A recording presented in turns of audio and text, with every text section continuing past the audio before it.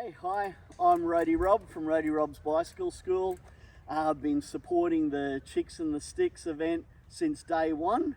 It's a super cool event. Started off with only a small amount of girls. Ended up one year, I think it was a couple of years ago now, having 170 entrants, which turned out to be the biggest women's event ever run in Australia. I don't even think the organisers knew that at the time, and it was so cool. We got told about it later on. I'm here to give you a few hints and tips. Unfortunately, this year I'm not going to be there on the day because I'm moving the very next day, but hopefully give you a couple of hints and tips that will help you with the event.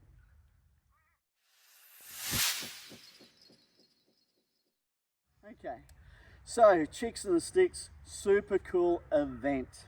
And right from day one, it's always been known as an event rather than a race. And that's just because the organisers want to get, the Rats, super cool club. They want to get more girls out riding bikes and having fun out there. So the whole idea of this is any level, come along. As long as you've ridden mountain bike trail before, you can come along, have a really good time. So instead of thinking of it a race, just think of it as a social ride with 170 friends you've never met before.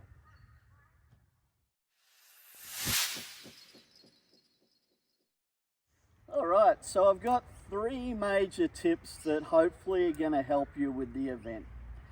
The first one is especially for the newer riders, okay? You're out there on the trail, you know there's a lot of other people out there. The big thing to remember with this is it's a wave start. So you're not all starting together, you're starting in different waves, right? But you're going to be concerned that there's other people out on the trail. Don't be concerned. Everyone is well spread out around the course. It's a decent sized course. The most important thing you can do is think about where you're going. If you hear something behind, don't worry about it. Keep on concentrating ahead.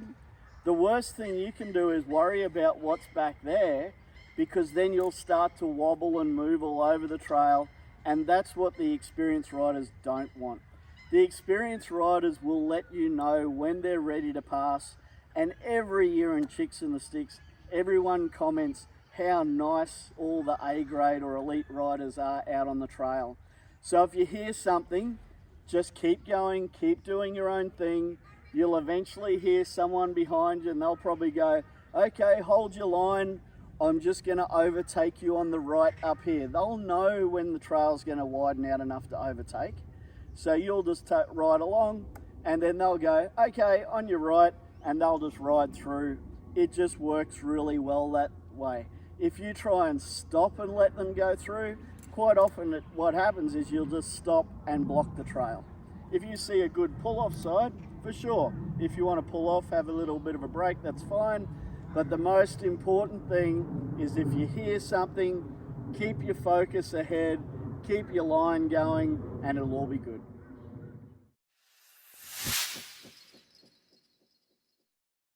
Tip 2, body position on the bike is really important. Now I call it the attack position. And in the bike school, this is what saves you from breaking the number 1 rule. And the number 1 rule in mountain biking at Roadie Rob's Bicycle School is keep all the blood on the inside. Now the way we do that is with the attack position. Now the attack position, your elbows should be at right angles, your pedals level, your backside off the seat, and to work out where you should be fore and aft, you should feel the wings of the seat there. Just touch the back of your thighs and then come off the seat. That'll give you a nice neutral position, but you want to get ridiculously low, okay? Reason being is the problem with you all out there at the moment is you're all human. And what a human does is when they ride down the trail, if something scares them, they'll push away, okay? That gets this head up here too high, right? The other thing you'll find is if you don't exactly know the trail very well, you'll want to have a look. Again, head up too high, and just watch what that looks like when you're on the bike. So if I'm coming down a technical part of trail,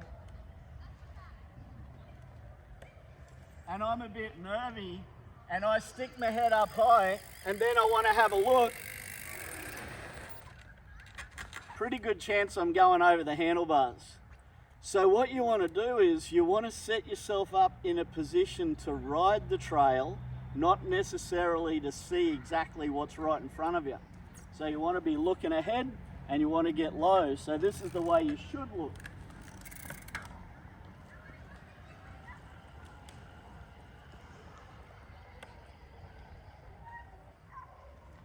So, elbows level, right angles, pedals level, looking ahead.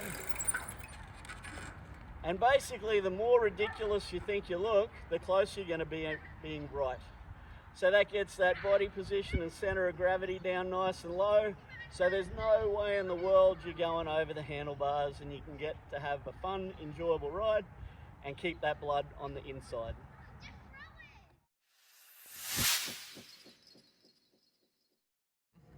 Okay, so the last tip is basically get smooth and the speed will come. I know it's just an event, but a lot of people will get out there and try and ride a bit faster, and especially at the start, the adrenaline's pumping and it's all happening. So you start racing down the track and pedaling a bit faster than what you would normally. You then get tired quite quickly and then start to make mistakes, and we don't want mistakes to happen. The fastest way to ride the trail is generally the smoothest way.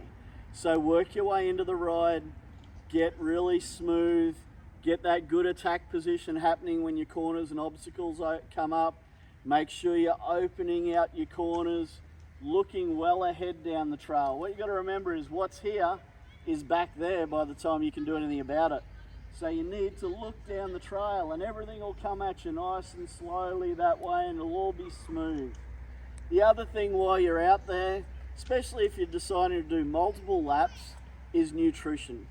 So really important, keep the hydration up. I usually recommend starting the week before, getting the hydration going, getting the water up in your body, getting yourself used to drinking water all the time is really important.